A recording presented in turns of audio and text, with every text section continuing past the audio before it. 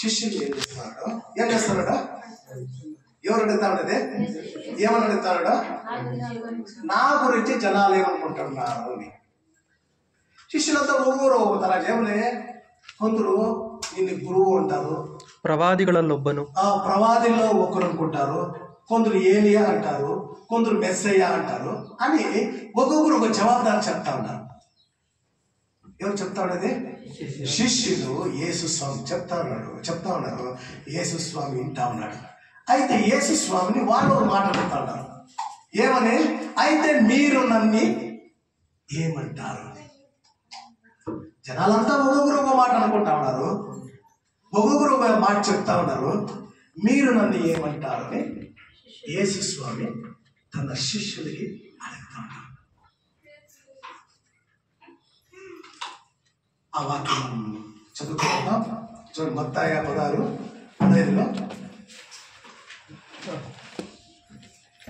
మత్తయి 16:15 వాక్యం చదవండి. 15:16 ಆದರೆ ನೀವು ನನ್ನನ್ನು ಯಾರೆನ್ನುತ್ತೀರಿ ಎಂದು ಕೇಳಲಾಗಿ ಸೀಮೋನ್ ಪೇತ್ರನು, ನೀನು ಬರಬೇಕಾಗಿರುವ ಕ್ರಿಸ್ತನು, ಜೀವ ಸ್ವರೂಪನಾದ ದೇವರ ಕುಮಾರನು ಎಂದು ಉತ್ತರ ಕೊಟ್ಟನು. ఇక్కడ ఏం లేదు, పేతురు చెప్తాడు ఏమని? బలಬೇಕಾದ క్రిస్తును, జీవ స్వరూపనాదంత దేవర కుమారుడు. అప్పుడు యేసు స్వామి చెప్తాడు, ఈ రహస్యము నీకు ఇక్కడికి వచ్చింది కాదు.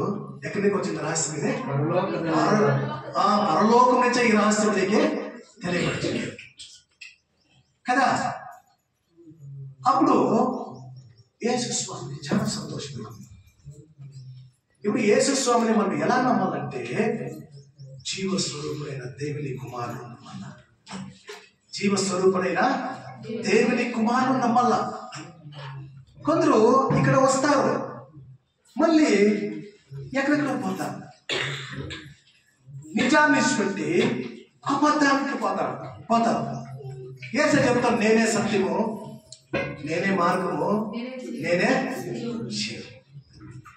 సత్యము చెప్తా ఉన్నా కూడా వింటా ఉన్నా. ఇక్కడ పేతురు అంటారు ఏమని? జనాలంతా అట్లా అనుకున్నా, మీరు నన్ను ఏమనుకున్నారంటే నువ్వే జీవస్వరూపుడైన దేవుని కుమారుడు, జీవస్వరూపుడైన దేవుని కుమారుడు. ఈ వాక్యం చూడండి, మార్కా 5:7 చదవండి. మార్కా 5:7.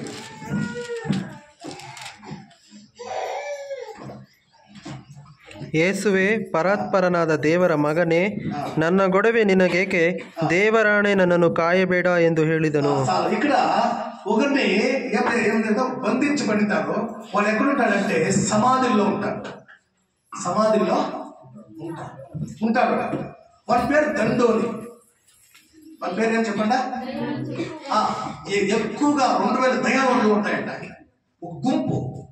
ఆ గుంపు అంతా ఎవరిలో ఉంటాయి? ఆ ఒగిరిలో ఉంటే వాడిని సరుకుల్లో కట్టేసిన వాడు ఉండలేదు. వాడు ఎక్కడ ఎక్కువగా ఉంటాడంటే సమాధులు ఎక్కడ ఉంటాయో అక్కడ ఉంటా ఉంటాడు. అయితే యేసు స్వామి నడుచుకొని పోతా ఉంటే దండోని యేసు స్వామి చూస్తాడు.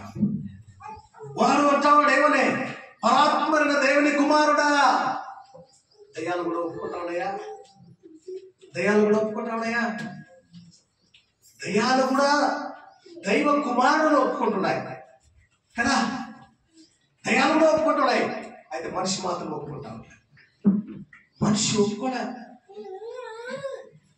అందుకే ఏసే చెప్పేది, ఎవరు నా మాటలు నమ్ముతారో వాళ్ళు బండ మీద ఇళ్ళ కట్టుకున్నారు. ఎవరు నా మాటలు నమ్మేలేదో వాళ్ళు ఇసుక మీద ఇళ్ళ కట్టుకున్నారు. ఇసుక మీద కట్టుకునే ఇల్లు ఉండేలేదు, పడిపోతుంది, కూలిపోతుంది. ఎవరు యేసయ్య మాటలు నమ్మి జీవిస్తారు వాళ్ళు బండ మీద ఇళ్ళ కట్టుకోవాలి. ఇక్కడ పేతురు ఒప్పుకున్నారు, ఇక్కడ దయ్యాలు కూడా ఒప్పుకున్నాయి. దేవుడు పేతురు ఒప్పుకున్నాడు, దయ్యాలు కూడా ఒప్పుకున్నారు. అయితే మనిషి మాత్రం ఒప్పుతా ఉన్నారు. ఒకరోజు ఏమైపోతుందంటే ఆయన సముద్రంలో ఒక అడుగులో